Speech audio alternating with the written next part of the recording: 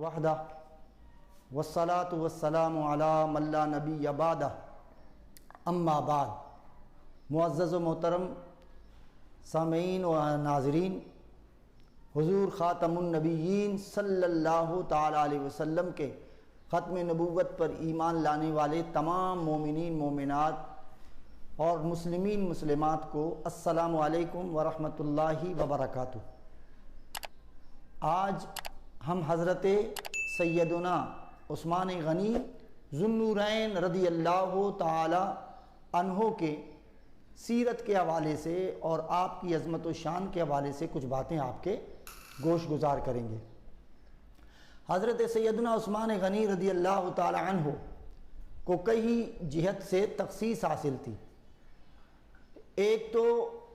شرف صحابیت میں تمام صحابہ اکرام رضوان اللہ تعالی علیہم اجمعین کی جماعت تمام انبیاء اکرام علیہم السلام کے بعد سب سے افضل جماعت ہے، اور اصحاب رسول صلی اللہ تعالی علیہ وسلم میں حضرت سیدنا عثمان غنی ذو النورین رضی اللہ تعالی عنہ کو یہ خصوصیت حاصل ہے کہ نبی کریم رؤوف الرحیم صلی اللہ تعالی علیہ وسلم کی دو صاحبزادیاں یکے بعد دیگرے حضرت سیدنا عثمان غنی رضی اللہ تعالی عنہ کے عقد میں آئیں، اور وہ لوگ جو حضرت سیدنا عثمان غنی ذو النورین رضی اللہ تعالی عنہ کے حوالے سے مختلف اور عجیب و غریب قسم کی باتیں کرتے ہیں، انہیں یہ غور کرنا چاہیے کہ نبی کریم صلی اللہ تعالی علیہ وسلم نے یکے بعد دیگرے دو صاحبزادیاں آپ کے عقد میں دیں اور آپ کے نکاح میں دیں۔ آپ اس سوسائٹی اور اس سماج میں رہنے والے جب اپنی بیٹی کی شادی یا اپنی بیٹی کا نکاح کسی فرد سے کرتے ہیں تو کتنی تحقیق کرتے ہیں۔ ہم تو بعض تو اتنے سخت ہوتے ہیں اپنے عقائد و نظریات میں کہ وہ مسلک کا بھی بہت زیادہ خیال کرتے ہیں کہ وہ ہمارا ہم مسلک ہو، ہم مشرب ہو۔ تو کیا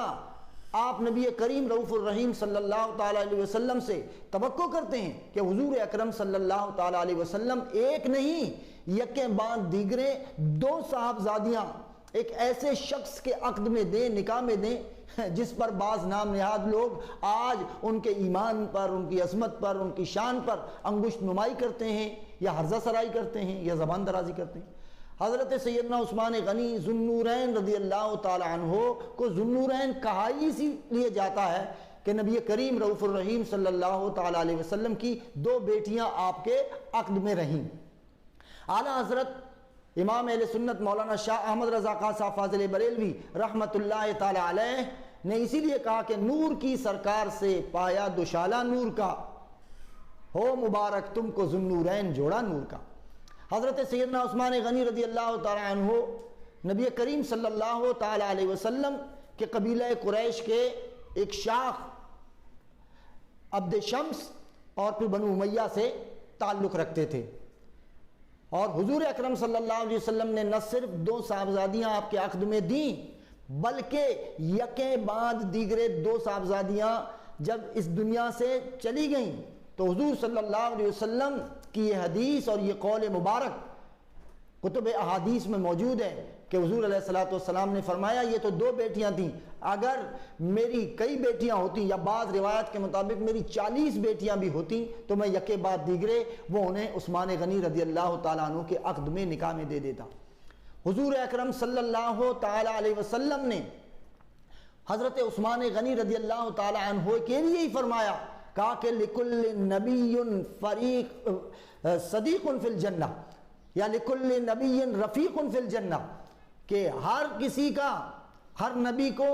جنت میں کسی نہ کسی کی رفاقت اور کسی کوئی نہ کوئی دوست کی صحبت حاصل ہوتی ہے، اور کہا رفیقی فی الجنت عثمان، اور جنت میں میرا رفیق اور میرا صدیق اور میرا دوست وہ عثمان غنی رضی اللہ تعالی عنہ ہوگا۔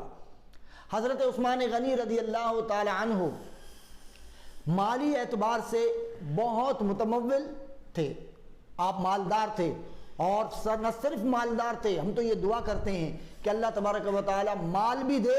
تو حضرت عثمان غنی رضی اللہ تعالی عنہ کی طرح، اور پھر دل بھی اور سخاوت بھی دے حضرت سیدنا عثمان غنی رضی اللہ تعالی عنہ کی طرح۔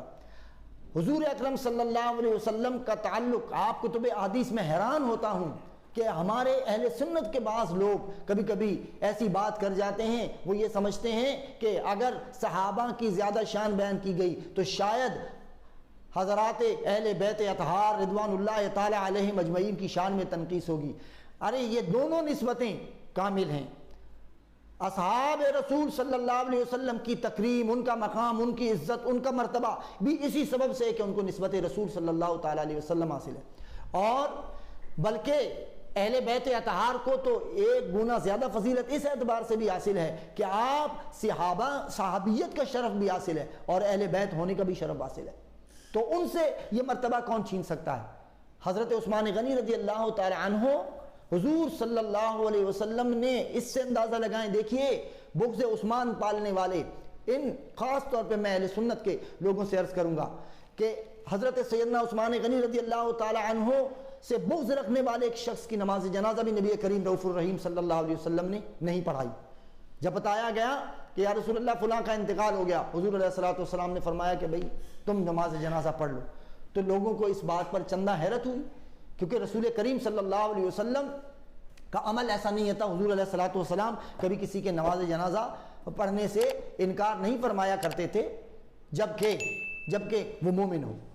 تو لیکن حضور علیہ السلام نے جب ان کی نماز جنازہ نہیں پڑھی تو پوچھا گیا یا رسول اللہ صلی اللہ علیہ وسلم آپ نے نماز جنازہ کیوں نہیں پڑھی؟ تو پھر رسول کریم صلی اللہ تعالی علیہ وسلم نے فرمایا کہ یہ عثمان سے بغض رکھتا تھا۔ تو عزیز سامعین و ناظرین، اس بات پر غور کیجئے، حضرت سیدنا عثمان غنی رضی اللہ تعالی عنہ نے بہت سارے احسانات اس امت مسلمہ پر کیے۔ ابتدائے اسلام میں جب سختیاں تھیں، بیر روما وہ ایک کنواں تھا مدینہ طیبہ میں جو یہودی کے قبضے میں تھا، حضرت سیدنا عثمان غنی ذو النورین رضی اللہ تعالی عنہ نے اسے خرید کر اسے مسلمانوں کے لیے وقف کر دیا، اور بعد میں امت اس سے مستفید ہوتی رہی۔ وہ کنواں بیر روما آج بھی موجود ہے مدینہ طیبہ میں سعودی عربیہ کے اندر، اور پھر اس کے بعد گریجولی بعد میں جو آل سعود کی حکومت نے وہاں کھجوروں کے درخت بھی لگا دیے، اور اس اضافہ ہوتا رہا، حتیٰ کہ پھر اس کے ارد گرد بہت بڑی زمین خرید لی گئی اور وہاں ایک فندق یعنی ایک ہوٹل بنا دیا گیا، اور وہ آج بھی وہ ہوٹل وہاں موجود ہے، اور اس کی جو آمدنی ہے وہ تقریباً سالانہ 550 ملین ریال ہے، 50 ملین ریال، اور اس میں سے جتنی آمدنی آتی ہے وہ اس میں سے آدھے غرباء و یتامہ و مساکین میں تقسیم کیا جاتا ہے، اور آدھا پھر حضرت عثمان غنی رضی اللہ تعالی عنہ کے نام سے بینک اکاؤنٹ میں جمع کر کے پھر بعد میں اسے تقسیم کیا جاتا ہے۔ حضرت عثمان غنی رضی اللہ تعالی عنہ کے لیے یہ صدقہ جاریہ تو قیامت تک چلتا رہے گا، اور یہ بات اہل علم بھی اور جو دین سے واقفیت رکھتے ہیں وہ اچھی طرح جانتے ہیں کہ جب کوئی انسان کوئی نیک عمل کرتا ہے اور بعض نیک اعمال جو ہیں وہ صدقہ جاریہ شمار ہوتے ہیں۔ حضور اکرم صلی اللہ علیہ وسلم نے فرمایا کہ اگر کسی نے کسی کو علم سکھایا، کسی نے نہر کھودا اور کسی نے کسی کنواں کھود کر مسلمانوں کے لیے وقف کر دیا تو کہا کہ اس کا اجر بعد از وفات بھی اس کو ملتا رہے گا۔ اب غور فرمائیں، بیر روما کے پانی سے کس نے استفادہ نہیں کیا ہوگا؟ یہ بیر روما کیونکہ مدینہ طیبہ میں ابتدائی طور پر آنے کے بعد پانی تو تھا نہیں، یہی ایک بیر روما تھا، تو نبی کریم صلی اللہ تعالی علیہ وسلم نے بھی اسی بیر روما کہ پانی سے وضو کیا ہوگا، مولا کائنات رضی اللہ تعالی عنہ نے بھی اسی بیر روما کا پانی کو پیا بھی ہوگا اور اس سے وضو بھی کیا ہوگا، سیدہ کائنات سلام اللہ علیہا انہوں نے بھی اس پانی سے وضو کیا ہوگا، حسنین کریمین نے بھی، اور پھر ان لوگوں نے نمازیں پڑھی، عبادات کی، طاعات کی۔ ظاہر ہے کہ اس نیکی کا عمل ان کو ان نفوس قدسیہ کو تو ملے گا ہی ملے گا، مگر حضرت عثمان غنی رضی اللہ تعالیٰ عنہ کو بھی ملے گا بطور صدقہ جاریہ۔ اسی لیے تو رسول اللہ صلی اللہ علیہ وسلم نے فرمایا کہ جنت میں ہر نبی کے لیے ایک رفیق ہوگا، اور میرا رفیق جنت میں عثمان غنی رضی اللہ تعالیٰ عنہ ہوں گے۔ اور حضور صلی اللہ علیہ وسلم نے یہ تو سیاستہ کی صحیح کتابوں میں یہ حدیث موجود ہے، ترمذی شریف میں تو خاص طور پر میں حوالہ سے ترمذی شریف کا دے رہا ہوں، ورنہ بخاری و مسلم میں بھی حدیث موجود ہے کہ حضور صلی اللہ علیہ وسلم نے احد پہاڑ پر کھڑے ہو کر جب احد پہاڑ ہلنے لگا تو نبی کریم صلی اللہ علیہ وسلم نے فرمایا اسکت یا احد، کہا کہ اے احد، اے پہاڑ احد ٹھہر جا، یہ پتہ نہیں کہ تجھ پر ایک نبی، ایک صدیق اور 2 شہید کھڑے ہوئے ہیں۔ ان 2 شہیدوں میں ایک حضرت عمر فاروق رضی اللہ تعالیٰ عنہ تھے اور دوسرے حضرت سیدنا عثمان غنی رضی اللہ تعالیٰ عنہ۔ تو یعنی حضور صلی اللہ علیہ وسلم نے تو خود ان کی شہادت کا اعلان پہلے ہی فرما دیا۔ اصل میں ہماری کمزوری یہ ہے کہ ہم کتب کا مطالعہ نہیں کرتے، اہل حق علماء کی صحبت میں نہیں بیٹھتے۔ حضرت سیدنا عثمان غنی رضی اللہ تعالی عنہ کی یوم شہادت 18 ذی الحج ہے، اور جس طرح ہم دیگر اصحاب اور دیگر نفوس قدسیہ اور بالخصوص اہل سنت تو آراس مناتی ہے، تو انہیں چاہیے کہ حضرت سیدنا عثمان غنی رضی اللہ تعالی عنہ کے اس یوم شہادت کو یاد رکھیں۔ اللہ سبحانہ و تعالی حضرت سیدنا عثمان غنی کی محبت ہمارے سینوں میں پیدا فرمائے اور اسی محبت میں جینا، اسی محبت میں مرنا عطا فرمائے، اصحاب و اہل بیت کی محبت عطا فرمائے، اور حضرت سیدنا عثمان غنی رضی اللہ تعالی عنہ کے قبر انور پر کروڑوں انوار و تجلیات کی بارش فرمائے۔ وآخر دعوانا الحمدللہ رب العالمین۔